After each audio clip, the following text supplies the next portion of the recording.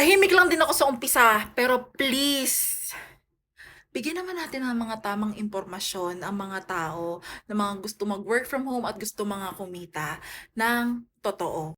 Unang-una, ang virtual associate at virtual assistant ay hindi pareho. Virtual assistant, hindi ka magbabayad para magkaroon ka ng kliyente.